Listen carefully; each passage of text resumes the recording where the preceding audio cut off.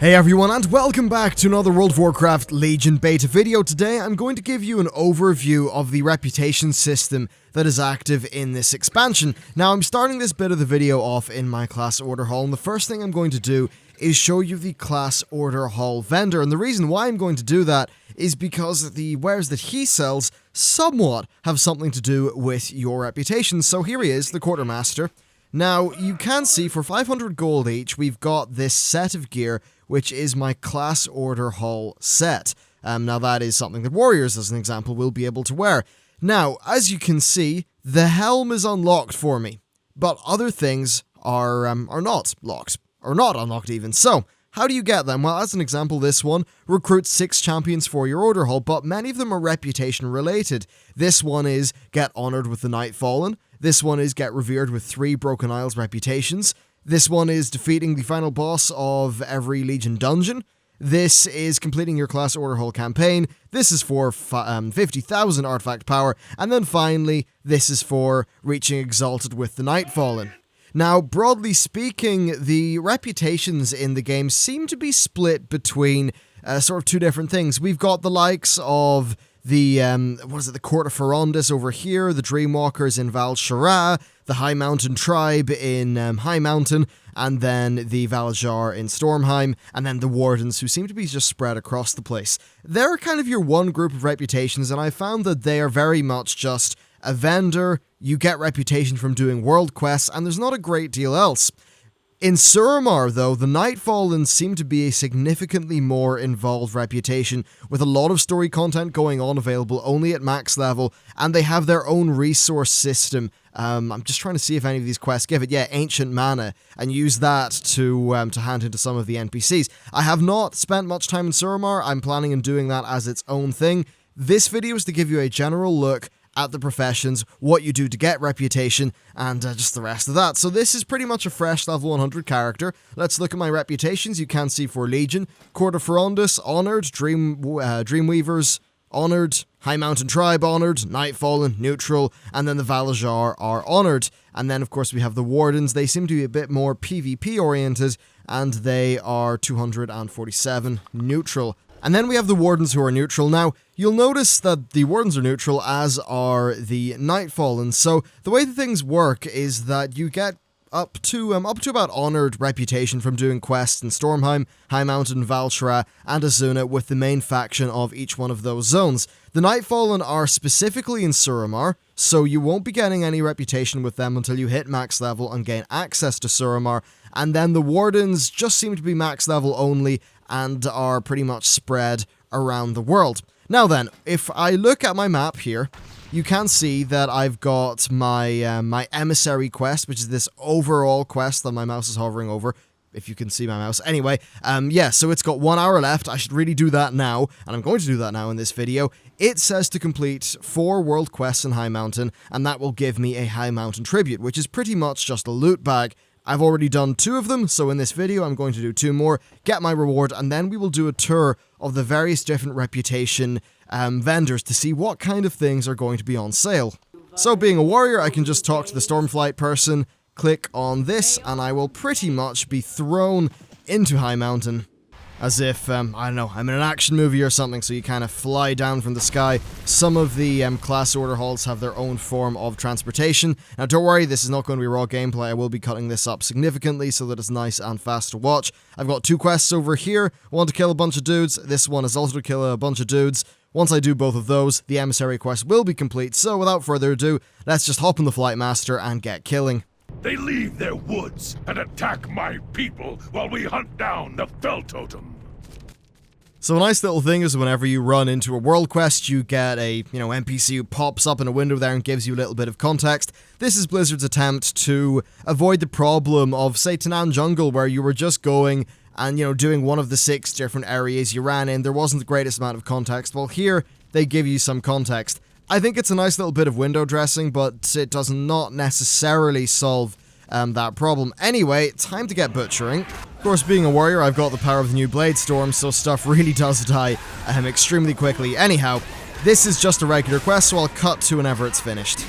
Alright, so the death of this bear is going to complete the quest for us, and you can see I got 425 Order Hall resources, as well as 83 reputation with the High Mountain tribe. So that's that done. As you can see, it's now filled in, and I just need to complete one more quest before the overarching Emissary quest is done, and that quest is going to be this one here, called the Fell Totem.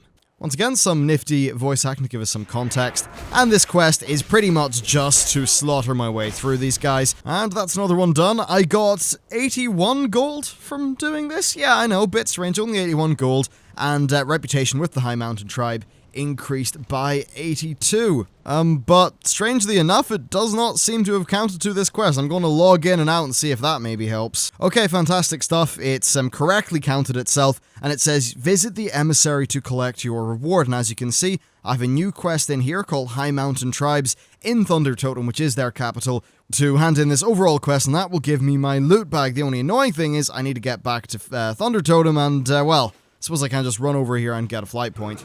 Alright, so the quest needs to be handed in to their Emissary NPC, who is just over here. So when I click on this, we get the High Mountain Tribute, I hit complete quest, and we now have this item in my bag. So, also, I got 1650 reputation for doing those 4 quests. So as you can see, it really is about every day doing your Emissary quests. And of course, you know, these, as you can see, they pull up over time. This one's got 2 days left. The Quartermaster one has 1 day left. They pull up to a maximum of 3, which is what I started with because I just completed 1, now I've only got 2. But that means that you can leave the game for 2 days, come back, and you haven't really lost much as far as your reputation gain potential goes. Anyhow, let's click in this box and see what we get. We get a primitive Rogue Totem and some swift boots. Well, color me excited. So, there's that stuff. Now, you also can get reputation via other means. I have managed to get these, like, insignias? Is that? I think it's insignias, yes. Basically, little reputation items that you right-click on to get rep with a certain faction. I've seen those in increments of in and around 200. As an example, earlier when I was doing PvP on my warrior, I would do a random battleground. I'd get my strong boxes. Inside the strong box, I got those reputation tokens. So then, what do we do with our reputation? Well, let's just have a chat with this Emissary NPC here, who also functions as the Quartermaster, and see what there is. So, a toy, Whitewater Carp, very fun. Boon of the Butcher, permanently enhance your shoulders with the Butchery enchant, allowing the wearer to obtain butchered meat from the corpses of their enemies. Alright, that's pretty cool. We've got the Baby Elderhorn Pet at Revered. We've got the Dark Shard Fragment, which is another toy. We've got the Tabard of the High Mountain Tribe, which looks like this. We've got the treasure map for High Mountain, so let's just, click on that. We'll use that. It will reveal treasure in High Mountain for 1 hour. Maybe that's something that just happens on my mini-map, because it's not really appearing in my world map. Anyway, we've got a recipe for a Gleaming Iron Spike, which is a artifact relic. We've got the Skystone Loop. This is a finger, again, that's got a prismatic slot, stamina versatility for the jewel crafters. We've got Darksteel Gauntlets, that's something for the blacksmiths. We've also got some wrists for the blacksmiths. And actually, yeah, the rest of it is pretty much just recipes. Let's see, we've got a neck, we've got a chest, we've got another finger, and we've also got the prophetic band. Essentially, you're going to be getting a number of different recipes with these reputations, and then some maybe bit more unique items like as an example, pets. I'm going to go to around the other vendors though. Okay, so here is their Emissary. We'll have a chat with him and see what is available. So then, we've got the very cool toy boat, which throws a winged boat at a friendly player. We've got Death's Door Charm, which is a toy. We've got Boon of the Salvager. Permanently enchants your shoulders with the Salvager enchantment, allowing you to obtain salvaged armor from the corpses of your enemies. This essentially, and this also ties into the Boon of the Butcher, which will give you meat whenever you kill enemies. This is a way of getting some passive resource gain when you're killing mobs. I think that's kind of cool. I wonder if it will lead to any farming being a thing, though. Anyway, we've got the Sunborn Valkyr, which is a pet you get at Revered. The Leg Plates of Forgotten Myth. This straight up is a bit of plate armor that you can purchase that's item level 850, available at Exalted. That reminds me of some past expansions. If I go to all here, you can see that, they've got the leg plates. We've got the Valajar Tabard, which looks like that. We've got a treasure map for Stormheim, and then we have some recipes. So we've got a head. Let's see, what else? Another artifact relic. Pretty much your standard formula, right? Where you get a mixture of just different recipes. Now, you will notice that some of these, as an example, like this is a rank 3 recipe, and it requires you to have learned the previous rank. So, via questing, via other means, you will rank up with your different professions. And it does seem that for some of the professions, to get the rank 3 version of a particular recipe, you will need to engage quite a lot in the reputation content. Now that said, if you read this, it doesn't actually mention a reputation lock on any of these things, so that might not be the case, though it just does so happen to be on a reputation vendor. I do wonder if they thought about Mists of Pandaria and some of the crafting stuff being available for Exalted on a rep vendor, and they thought, okay, maybe we'll just put the crafting recipes on those vendors, but we won't have that, that overall reputation requirement. So that's a quick look at the Valajar. Let's go look at the Court of Ferondus and the Dreamweavers. Okay, let's give the Court of Ferondus the same treatment. So once again, we've got a toy, summon the Sandpiper tied to the enchanted stone whistle. We've got a Court Scribe, which is a companion that you can summon. We've got a back that's item level 820. Honestly, not really that high in the grand scheme of things. We've got the Boon of the Gem Finder. This puts a gem finding thing, which will allow you to get some gems when you kill mobs. That goes onto your shoulders. We've got the Beginner's Guide to Dimensional Rifting. Teleport to a ley line point in Asuna to try and find one of the lessons. So that's a bit odd. I'm assuming this is a teleporter with some sort of caveat to it. We've got the Court of Ferondus Tabard, which looks like that. We've got the treasure map, which, once again, will just give you some treasures. And then we have the same treatment when it comes to our placement of the recipes. And here we are with the Dreamweaver. So we've got a toy, the Tear of the Green Aspect. We've got the Path of Elothier, which will leave you fluttering leaves in your wake. I'm pretty sure if I use that, that's... Oh, does not really seem to be working. Oh wait, no, that was just me adding it to my toy box. If I leave this, then that's actually... It's vaguely similar to one of the things you got from the TCG, but a little bit different. Anyway, there's that. We've got Boon of the Harvester, which will give you a chance of getting some harvested goods from the corpses of your enemies. We've got Ashana, which is a companion. It's epic, requires Revered though.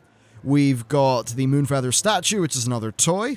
The Pendant of the Moon Temple, which is an 820 neck. Again, not really that high as far as the item level goes. The Dreamweaver Initiate's Tabard, which looks like that.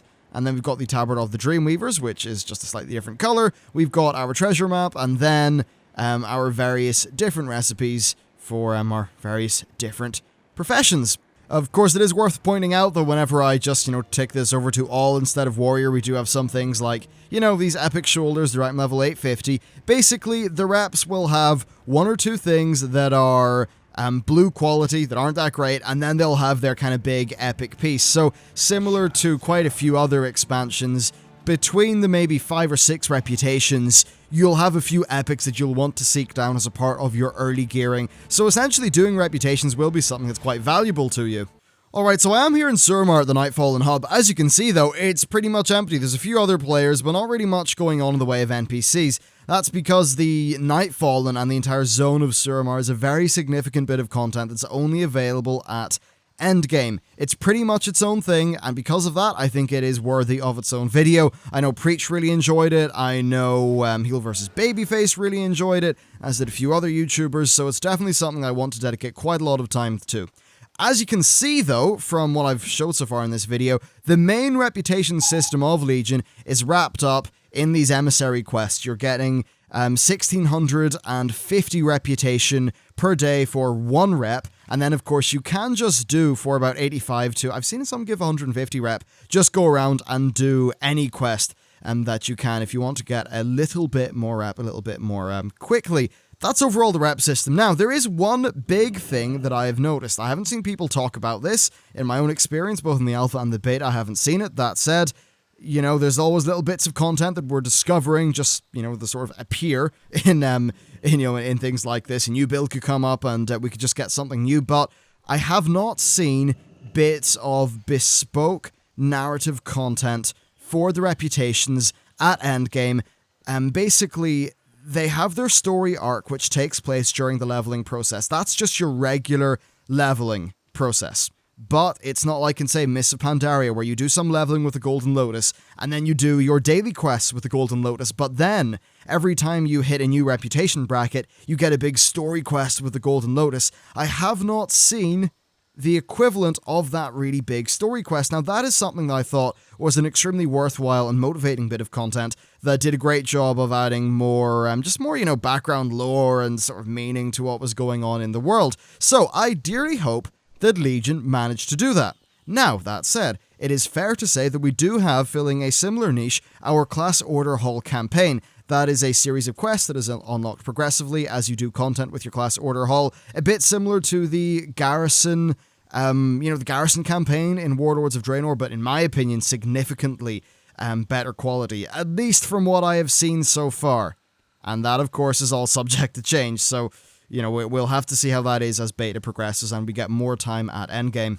Overall, I do think that this daily quest system is one that is, as far as just the daily quests go, better than Warlords of Draenor and better than Mists of Pandaria. I think overall, it's a pretty cool system. What I want to see, though, is it being backed up with more, let's just say, contextual, bespoke content. Stuff like those unique narrative quests that give you sort of some big lore, events and moments in the world. From what I gather, the Nightfall in Suramar does have that, because it's very much its own thing, very much geared towards the end game.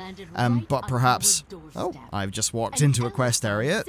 Okay, now that she's finished, and I've slightly lost my train of thought, basically, yeah, I want to see some more contextual stuff. Hopefully, Suramar does a good job of bringing that to the game. I plan on doing a video on Suramar, assuming I have an experience similar to the other YouTubers that I've, whose videos I've seen. I expect it's something that I will like very much indeed. So, I suppose the final thing I would say is that to make this, not the perfect system, but what I would ideally want within the Legion framework, just add in a quest that you unlock at Honored, a quest you unlock halfway, or, at Revered, halfway through Revered, and then, a big series of quests at Exalted. Do something like that to make it really awesome, and I think we're very good. But as the base bread and butter, day to day, I do overall like the system they're going with. Anyway, that's it, guys. Thank you very much for watching this video. Let me know what your thoughts are down in the comments or via Twitter, which is the best place to get a hold of me.